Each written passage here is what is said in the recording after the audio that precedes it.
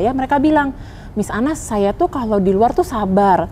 Kalau saya ketemu orang lain saya bisa tahan sabar, tapi kok sama anak saya tuh susah banget ya buat sabar, atau anak saya kok pinter banget ya memicu hal yang bikin saya tuh marah gitu. Nah itu yang sering dialami oleh orang tua. Jadi apalagi kita ya tadi ya secara fisik kita lelah, kita capek. Jadi itu yang membuat kita rasanya tuh sulit banget mengasuh anak sendiri gitu. Bahkan dari anak-anak yang baru lahir pun ternyata kita butuh waktu loh untuk benar-benar kenal anak kita.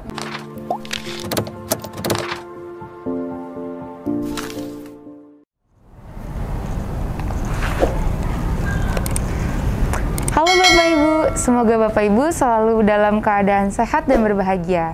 Izinkan saya membuka masker ya. Nah Bapak Ibu, kembali lagi bersama konferensi bawah pohon bulan Juni bersama saya Kia, staf GCDC. Kali ini kita akan membahas mengenai susahnya menjadi orang tua. Nah, saya akan ditemani oleh narasumber kali ini adalah Miss Anastasia Satrio. Nah, Miss Anas ini merupakan psikolog GCDC yang memiliki fokus terhadap emosi dan therapeutic play. Yuk kita sambut Miss Anas. Nah, Bapak Ibu, di samping saya sudah ada Miss Anas nih. Kita sapa dulu ya Miss Anasnya. Halo Miss Anas, apa kabar? Halo Miss Kia, selamat lebaran ya Miss Kia, dan buat orang tua di rumah yang merayakan lebaran. Wah, sama-sama Miss Anas. Gimana nih kemarin libur lebarannya? Ada cerita-cerita menarik ya? Libur lebarannya sih karena kita semua lagi ngalami pandemi ya, tentu kita banyak di rumah aja. Jadi saya banyak istirahat, tidur, tapi ya juga ketemu sama keluarga yang terbatas ya, keluarga inti, terus juga beres-beres rumah gitu. Jadi rasanya waktu liburnya sih nggak bisa benar-benar seperti yang kita harapin, seperti waktu dulu kita bisa pergi liburan ya. Jadi menikmati aja di rumah, sama ya itu biasanya waktu mau lebaran kemarin tuh malam takbiran rame, dengar-dengar suara macam-macam, terus juga pada ngirim-ngirim makanan ya. Kita sekarang pada ngirim hampers ya. Kalau karena nggak bisa ketemu, ternyata ngirim hampers ini bisa menjadi sarana silaturahmi nih di masa pandemi ini. Seru banget ya, ternyata sejak pandemi rutinitas libur lebaran kita tuh kayak nggak jauh beda ya satu sama lain, apalagi sebagai orang tua, punya anak juga gitu, terus juga ada banyak banget agenda. Nah ternyata saya melihat orang tua saya di rumah ataupun orang tua teman-teman saya yang sudah menjadi orang tua itu ternyata agak hektik juga ya bagi mereka yang sudah punya anak dan juga memiliki banyak agenda-agenda. Itu wah ternyata susah ya jadi orang tua Miss Anas. Liburan tuh nggak libur kalau buat orang tua. Liburan itu kayaknya lebih sering anak-anak harus dipikirin makannya dari pagi apa, aktivitasnya betul. dari pagi apa gitu. Jadi sebenarnya buat orang tua tuh berat sekali karena waktu untuk istirahat kita tuh terbatas sekali sih Miss Kia. Iya betul banget. Ternyata dipikir-pikir jadi orang tua tuh susah ya. Tapi sebenarnya ada beberapa orang yang bilang susah kok, ada beberapa orang yang bilang gampang kok. Jadi sebenarnya susah atau gampang Miss Anas? Kalau jadi orang tua, dari pengalaman saya sebagai psikolog anak 5 tahun terakhir ini mendampingi orang tua mengasuh anaknya, saya melihat menjadi orang tua itu menantang ya. Menantang, terus nggak ada manualnya, nggak ada sekolahnya ya buat jadi orang tua. Makanya bersyukur sekali bisa ada sesi edukasi seperti konferensi bawah pohon ini misalnya. Betul. Kita bisa belajar tipis-tipis ya kalau kata bahasa zaman sekarang. Karena kalau langsung banyak kita juga overwhelm ya, atau terlalu banyak nih yang rasanya harus kita pelajari. Tapi sedikit demi sedikit lama-lama kita bisa memperbaiki bagaimana kita mengasuh anak. Kenapa? Karena tadi ya mengasuh anak manusia itu nggak ada sekolahnya, tapi yang kita asuh ini kompleks banget. Beda sama kalau kita bikin meja kayu kayak gini ya, 3 hari jadi, pasti jadi. Bentuknya akan sama, bikin 50 meja pasti bisa sama. Tapi kalau punya anak, mungkin Bapak Ibu di rumah bisa ngerasain ya, punya 2 atau 3 anak, itu kok karakternya bisa bagaikan langit dan bumi ya, anak pertama sama anak kedua. Jadi seringkali cara yang kita udah pelajari buat, menangani anak pertama, komunikasinya, mendisiplinkannya kayak gini, begitu ke anak kedua kita harus berubah lagi. Makanya saya suka bilang, kalau punya 2-3 anak tuh kayak punya 2-3 tipe klien. Kayak kalau di teknik marketing, kita mesti pelajari satu-satu. Betul. Tapi bukan cuman itu, menjadi orang tua itu bukan hanya pakai logika ya, tapi seringkali emosi kita terpicu tuh Miss Kia. Makanya itu yang bikin berat jadi orang tua. Betul banget sih. Emang kalau menjadi orang tua tuh nggak ada SOP-nya ya, nggak ada tata caranya harus bagaimana, dan emang mungkin terkadang itu comes naturally ya Miss Anas, dan untuk itu kenapa sih banyak banget komunitas-komunitas atau seperti GCDC hadir dengan konten-konten edukatif dan informatif untuk para orang tua supaya kita bisa saling sharing nih ilmu-ilmu tentang pengasuhan. Dan juga Miss Anas ada beberapa pertanyaan nih yang mau didiskusikan mengenai pengasuhan dan bagaimana sih emosi kita sebagai orang tua dalam mengasuh anak. Itu menurut Miss Anas tantangan terbesar untuk orang tua tuh apa sih dalam mengasuh anak? Iya, tantangan terbesar menjadi orang tua dalam mengasuh anak, kalau tantangan terbesar satu ya, tapi beberapa sih yang bisa saya sharing. Yang pertama, mau nggak mau nih, kita mesti punya pengetahuan dasar tentang tahap perkembangan anak dari umur setahun itu harus ngapain aja. Terus juga perlu tahu aktivitas untuk menstimulasi anak tuh seperti apa. Lalu tantangan yang keduanya itu adalah mengelola emosi kita sendiri. Karena seringkali kita tuh merasa kalau pada saat kita mengurus kerjaan atau orang-orang di luar, seperti orang tua yang sering ketemu saya, mereka bilang, Miss Anas, saya tuh kalau di luar tuh sabar. Kalau saya ketemu orang lain, saya bisa tahan sabar. Tapi kok sama anak saya tuh susah banget ya buat sabar.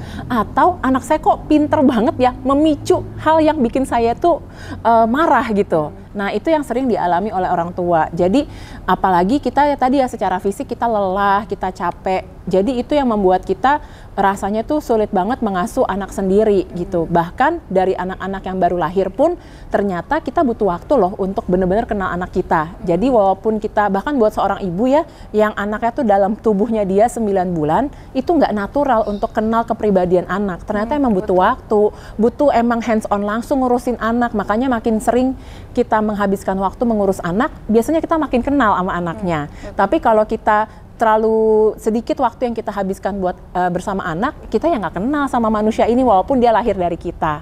Terus juga tadi Miss Kia sempat bilang ya, mengasuh anak tuh harusnya natural. Betul, harusnya mengasuh anak tuh natural kalau kita nggak punya pengalaman trauma-trauma di masa kecil atau childhood trauma.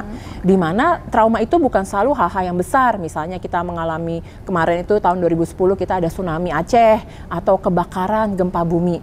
Trauma-trauma masa kecil yang bisa kita alami itu sesederhana orang tua kita tidak memahami kebutuhan emosi kita sebagai anak waktu kita dulu sebagai anak nih. Sekarang kita udah dewasa, tapi kita membawa ternyata secara sadar maupun tidak sadar pengalaman kita dari kecil sebagai anak. Nah, pengalaman-pengalaman ini yang membuat kita tuh nggak bisa memberikan pengalaman ke anak kita sekarang dengan natural.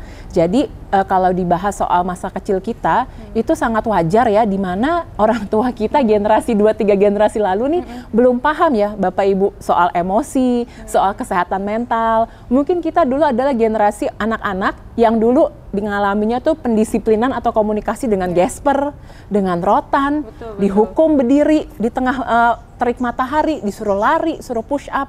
Tapi sekarang kita belajar dengan perkembangan pengasuhan anak, ilmu parenting. Oh, manusia itu, anak manusia itu otaknya lagi sangat sensitif nih. Mereka perlu dipahami dengan kelemah lembutan karena otak mereka belum siap kalau dikasarin. Nah, tapi mungkin yang kita alami ini 180 derajat. Jadi kita ngerasa berat karena kita ngalamin yang nggak ideal. Terus kita suruh melakukan yang tiba-tiba lemah lembut, padahal dulunya langsung pecut nih misalnya. Itu yang juga bikin susah sih Miss Kia, kayak komputer nih modenya pertama dulu mode lama, terus kita mesti rubah modenya. Jadi harus ada reprogramming ya, atau saya bilang istilahnya reparenting diri kita dulu, supaya kita bisa menjadi orang tua zaman now yang bisa mengasuh anak dengan memahami perkembangan emosi anak. Bagus banget tuh, berarti kita harus reparenting ourselves before we parenting our child. Sebenarnya itu tadi menarik banget sih, ternyata tantangannya itu adalah meregulasi emosi sendiri yang ternyata tuh itu berasal dari luka masa lalu atau bisa jadi trauma dan lain sebagainya. Nah, itu tuh menarik banget karena sebenarnya kita kadang suka nggak sadar tuh Miss Anas kalau kita memiliki luka masa kecil atau inner child wound ya Miss. Itu supaya kita aware, itu sebenarnya bagaimana sih Miss? Apakah ada beberapa hint atau beberapa tanda kalau ternyata kita memiliki luka masa kecil sehingga kita tuh mengasuh anak tuh ternyata mengasuh anak berdasarkan dari luka-luka atau trauma-trauma yang sedang kita alami. Menurut Miss Anas bagaimana? Oke, jadi cara kita mengenali apakah kita punya inner child wound, sebenarnya kalau kita bukan lagi di sesi konseling dengan psikolog, nggak usah obok-obok gitu ya menurut saya. Tapi pertama kali itu sangat bisa dibantu dengan kita belajar mengenali dan menamai emosi kita sendiri. Karena sekarang kan kita dibilang, oh ya mengasuh anak itu penting loh, mengajarkan anak menamai dan mengenali emosinya sejak dia umur 2-3 tahun, 4 tahun. Tapi gimana kita bisa ngajarin anak kalau kita sendiri aja belum bisa atau belum mahir ya mengenali dan menamai emosi. Tapi karena ini disebutnya adalah emotion skill, Miss Kia, jadi itu kita bisa melatih diri kita loh Bapak, Ibu, dan teman-teman. Kalau dulu waktu kecil atau bahkan sampai hari ini kita baru ngeh, kita bisa melatih itu sekarang karena otak kita itu sangat canggih. Tuhan menciptakan otak kita punya yang namanya brain plasticity untuk bisa berkembang dan berubah, asalkan kita tahu caranya, kita merasa aman secara emosi, kita nyaman dan kita mau berubah. Nah, untuk itu kita perlu belajar mengenali nama-nama emosi kita. Mungkin kalau Bapak Ibu bisa ada waktu nonton atau bisa googling, itu dari film Inside Out, kita tahu ada 5 emosi dasar manusia. Emosi marah, senang, sedih, takut, dan jijik gitu. Dari 5 emosi dasar, semakin kita menuju dari dulu remaja, puber, sampai kita dewasa hari ini, kita itu mengalami namanya mixed emotion. Kalau Bapak Ibu mau googling atau nanti mungkin bisa di-insert di sini ada namanya wheel of emotion. Jadi dari 5 emosi dasar tadi berkembang menjadi puluhan emosi yang campuran lalu menjadi emosi ratusan. Nah, kita belajar basicnya dulu deh, jangan langsung ke ratusan ya gitu. Jadi dari mengenali nama-nama emosi ini dan ternyata wajar di usia dewasa kita saat ini kita merasakan mixed emotion. Dan seringkali itu yang kita rasakan ke anak-anak kita, bener nggak? Saya sayang banget sama anak saya, tapi saya juga kesel sama dia gitu. Saya juga senang main sama dia, tapi saya juga capek karena habis kerja seharian. Nah, pemahaman akan mixed emotion ini harusnya membantu kita bisa lebih menerima diri kita. Karena seringkali yang tadi yang Miss Kia bilang ya, yang diposting di sosial media atau yang orang ngomong tuh cuma satu emosi doang. Oh seneng ya udah punya anak. Ya bukan cuma seneng, ada seneng dan capek. Ada seneng dan frustasi juga pas anak saya nggak mau makan gitu kan. Jadi kita perlu embracing all emotion yang kita rasakan saat kita menjadi orang tua. Lalu yang kedua adalah mengenali emosi kita dalam skala yang lebih luas. Bukan cuma dikotomi marah atau tidak marah, cemas atau nggak cemas, tapi dari skala 1 sampai 10, seberapa intens ya rasa marah saya saat ini. Dari 1 sampai 10, seberapa senang ya sekarang saya rasain. Nah, kalau kita udah terlatih, terbiasa mengenali termometer emosi diri kita akan tahu inner child wound kita ke-trigger pada saat emosi yang kita rasain itu skalanya intens. Di skala 7, 8, 9, apalagi 10. Yang kedua, biasanya kalau emosi intens kita rasain, itu simptom-simptom di tubuh juga muncul. Misalnya kepala sakit, dadanya berdebar-debar, pundaknya sakit, sampai sakit perut. Karena emosi itu tersimpan di tubuh. Makanya sekarang kita paham dari perspektif perkembangan otak manusia, bahwa the body keep the score. Emosi-emosi yang kita alami sebagai anak, pengalaman dulu dipukul sebagai anak, itu terekam dalam tubuh kita. Mungkin secara otak logika kita ngerasa saya kuat-kuat aja kok, saya bisa jadi seperti sekarang ini karena dulu dikasarin. Tapi kalau kita menyadari kok badan saya gampang sakit ya, kok saya gampang ada keluhan nih, atau tadi anak saya tuh bisa banget push my hot button gitu ya, itu juga berarti oh my body remember nih. Misalnya saya sendiri ya, sebelum saya memproses isu inner child saya tuh merasa saya itu susah menghadapi klien-klien anak-anak yang susah dikontrol. Kenapa? Karena saya dari kecil merasa dulu saya banyak sekali dikontrol. Jadi saya nggak punya pengalaman memberikan kebebasan pada anak gitu. Di situ saya ngerasa, kok saya gampang banget ngerasa frustasi ya kalau nanganin anak yang susah banget untuk diatur. Ternyata dengan saya memproses isu inner child saya jadi tahu, oh ini karena saya sendiri punya isu inner child ini. Sehingga saya jadi susah menangani anak yang susah diatur. Nah, dengan saya memproses itu, saya ngerasain ketika saya bertemu anak-anak, kok saya jadi lebih mudah ngerasa nggak apa-apa gitu. Jadi emosinya tetap nyebelin, tapi kita kayak di tengah-tengah gitu, di termometer emosi bisa di skala 3, 4, 5 kayak iya sih itu nggak enak, tapi saya nggak se-trigger itu intensitasnya. Nah itu yang bisa kita kenali ke diri sendiri. Tapi mungkin kalau ngenalin sendiri agak sulit ya Miss Kia. Makanya kita pengen bisa mengajak Bapak Ibu semua untuk ikut workshop mengenali inner child wound kita, terutama supaya membantu dalam parenting kita gitu. Jadi ternyata emosi tuh banyak banget dan ternyata nggak bisa tuh kita sendiri yang meregulasi atau kita sendiri yang menentukan kita tuh punya emosi yang kayak gimana sih dan kita tuh harus seperti apa sih. Terkadang sebagai orang tua kita tuh butuh banget bantuan baik dari teman, baik dari pasangan mungkin, atau mungkin kebantuan profesional di mana kita bakal mendapatkan insight-insight baru nih mengenai ternyata saya begini ya, ternyata saya cepat pusing tuh karena saya stres. Karena saya stres mungkin anak saya di rumah berisik banget ketika saya sedang capek, atau mungkin hal-hal lain yang men-trigger inner child wound kita. Dan ternyata itu menarik banget ya Miss Anas. Kemudian kalau misalnya kita ambil studi kasus nih yang banyak banget terjadi di pengasuhan saat ini, kayak misalnya kita sebagai working mom, kita pulang nih terus anak kita tuh kayak bikin sebel banget, mainan berantakan, dia belum mandi, dia belum makan. Itu cara tips jitu untuk meregulasi emosi kita supaya kita nggak langsung marah-marah tuh menurut Miss Anas gimana sih? Oke, ini pertanyaan yang kayaknya 1000 orang tua akan bertanya yang sama nih Miss Kia ya. Jadi semoga bisa membantu dari video ini. Yang pertama, namanya latihan skill mengelola emosi. Itu seperti kita latihan naik gunung Bapak Ibu dan teman-teman. Apakah kita latihan naik gunung pas hari H kita pergi naik gunung? Kan enggak ya. Biasanya tuh 3 bulan sebelumnya kita udah latihan, kita jalan kaki dulu, terus latih olahraga fisik kita. Berarti untuk kita mengelola emosi kita bukan pada saat kita marah, kita langsung baru latihan di situ. Tapi kita harus cicil, harus menjadikan itu sebagai self care diri setiap hari. Daily 5-10 menit di pagi hari, di siang hari, atau malam hari. Dan kalau belum bisa ya pilih salah satu, antara pagi, siang, atau malam. Kita berlatih untuk relaksasi napas.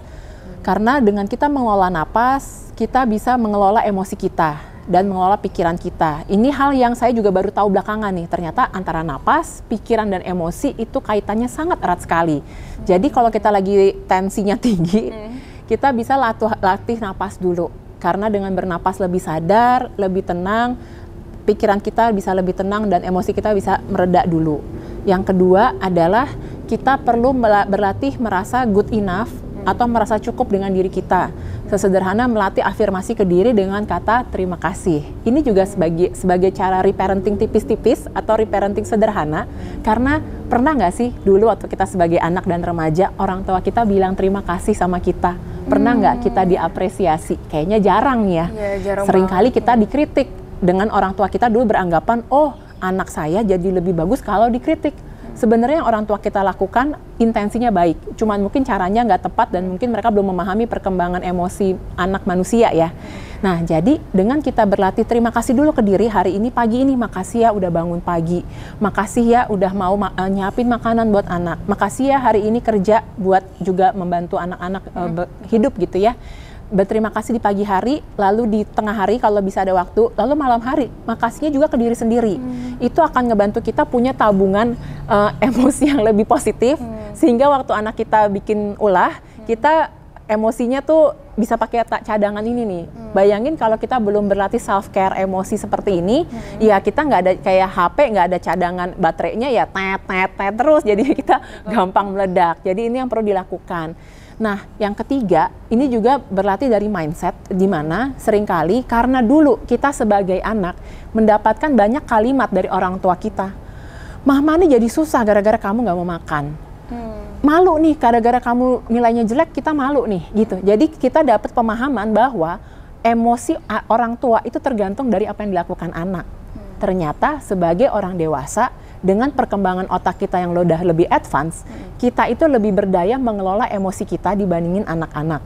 Yang kedua, sangat tidak adil dan tidak sehat mental buat anak-anak kita ketika kita menggantungkan kebahagiaan kita, keberartian diri kita pada apa yang dilakukan anak di hari itu.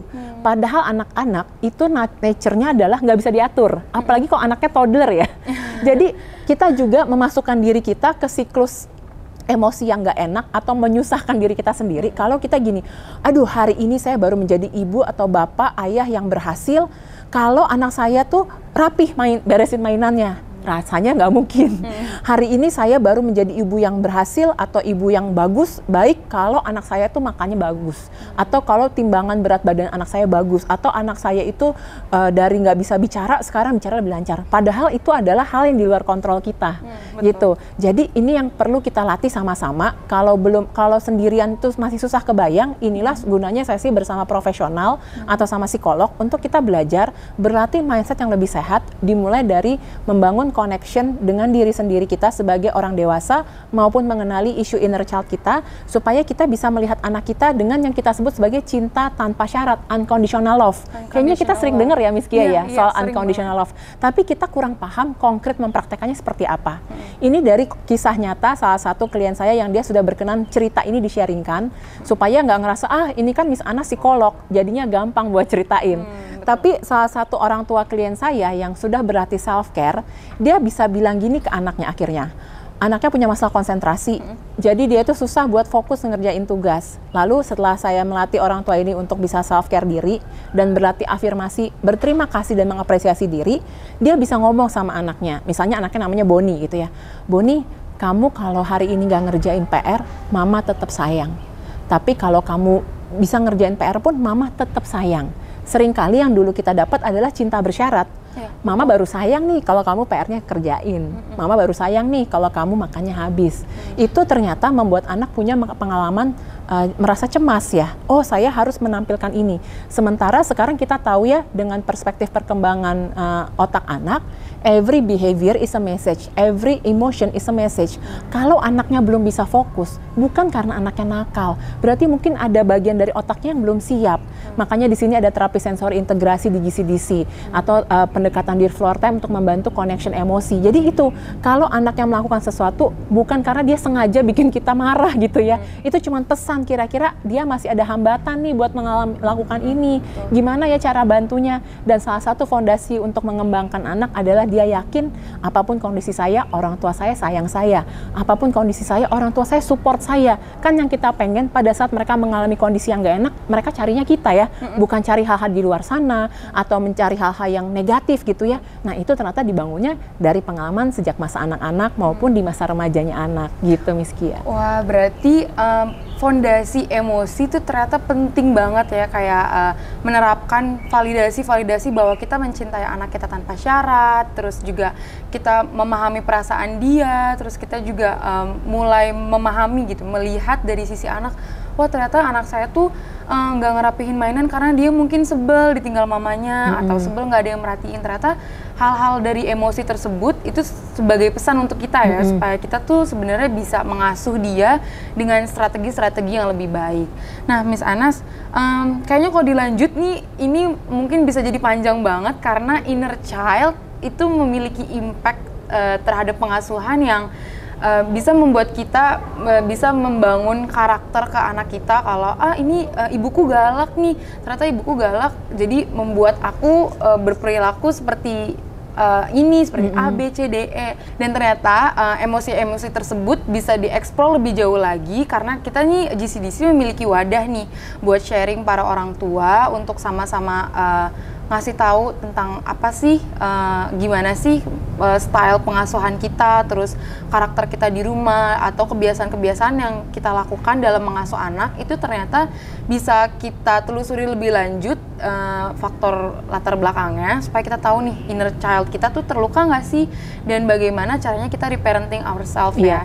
Karena itu tuh penting banget untuk pertumbuhan dan perkembangan anak ke depannya, supaya anak tuh tidak merasakan seperti apa yang kita rasakan dulu ya Miss Anas, kayak kita merasa takut, kita merasa nggak disayang, kurang diapresiasi, dan hal itu bisa berubah loh Bapak dan Ibu. Nah Bapak Ibu, cukup sekian nih konferensi Bawah Pohon kali ini bersama Miss Anas, dan kita akan membahas lebih lanjut lagi di SPO Juni nih nanti bersama Miss Anas, yaitu Inner Child Impact on Parenting. Bapak dan Ibu bisa mendaftar melalui link pada bio Instagram kami ya. Nah sebelum kita closing, mungkin ada statement terlebih dahulu dari Miss Anas nih untuk dikasih tahu ke para orang tua di luar sana. Iya, belakangan ini isu inner child lagi booming ya Miss Kia ya. Tapi harapan saya pribadi kalau saya memberikan sesi inner child, dan ini sebenarnya baru pertama kali saya membawakan isu inner child langsung dikaitkan sama parenting. Wow. Biasanya cuma inner child-nya aja nih. Jadi satu-satu biasanya. Iya, ya, jadi ini spesial banget buat GCDC dan orang tua yang sudah ikut GCDC maupun yang baru berkenalan dengan GCDC, silahkan bergabung. Sesi ini boleh diikuti oleh siapa aja, dan sebenarnya kalaupun belum punya anak juga nggak apa-apa gitu mengikuti sesi ini. Tapi yang penting kita menyadarinya adalah kita mengikuti sesi ini atau memproses isu inner child kita bukan untuk mau menjadi anak durhaka. Kita bukan mau mencari-cari kesalahan orang tua kita. Kita perlu sangat sadar bahwa orang tua kita sudah berusaha memberikan yang terbaik yang mereka bisa dan yang mereka tahu di saat itu. Tugas kita adalah sekarang mencari hal-hal apa yang berdampak secara negatif ke saya, supaya kayak kita reprogramming komputer nih, kita nulis di Microsoft Word supaya kita bisa save as yang baru. Yang kedua yang tadi Miss Kia udah sampaikan, tujuan utama adalah kita punya skill dan tahu gimana caranya melakukan reparenting. Dan ini ada skill yang bisa Bapak Ibu latih sehari-hari seumur hidup. Karena tadi kalau harapannya adalah ingin mengasuh anak dengan menyenangkan, reparenting ini ternyata bukan hanya berdampak positif buat anak kita loh Miss Kia, tapi buat kitanya sendiri. Supaya kita bisa lebih enjoy, bisa lebih menikmati mengurus anak. Karena emang mengurus anak semelelahkan itu, emang mengurus anak sefrustasi itu, tapi se-rewarding itu dan memberikan kita makna hidup. Banyak orang yang bilang, saya jadi menemukan alasan hidup ketika saya punya anak. Jadi harapannya dengan mengikuti sesi inner child ini, kita juga makin menikmati peran kita sebagai orang tua dan bisa merasakan emosi-emosi yang lebih positif. Karena kalau psikolog nih bukan dukun Miss Kia. Saya tuh nggak bisa nebak emosi orang lain, harus orangnya cerita. Tapi anak-anak itu kayak dukun buat orang tuanya. Jadi kalau orang tuanya banyak merasakan emosi yang nggak enak, negatif, hari itu anaknya jadi lebih nyebelin. Mungkin Bapak Ibu pernah ngalamin.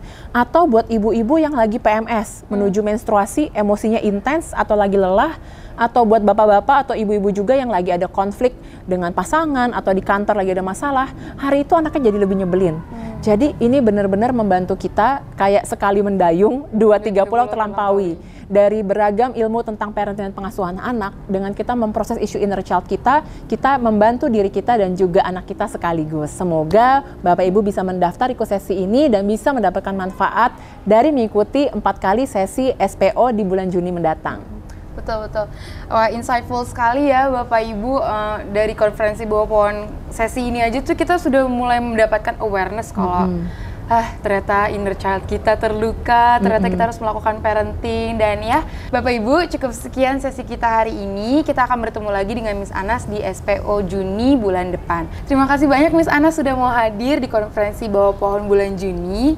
Dan Bapak Ibu, bagi Bapak Ibu yang merasakan manfaat dari sesi konferensi bawah pohon ini, jangan lupa untuk selalu stay tune di konferensi bawah pohon selanjutnya. Dan stay tune juga di Instagram kami, karena kami memberikan banyak nih tips-tips parenting dan informasi-informasi edukasi lainnya seputar pengasuhan anak dan tumbuh kembang anak. Dan Bapak Ibu, apabila Bapak Ibu memiliki topik-topik yang ingin dibahas, Bapak Ibu boleh banget menghubungi kami di Instagram ataupun komen di YouTube kita.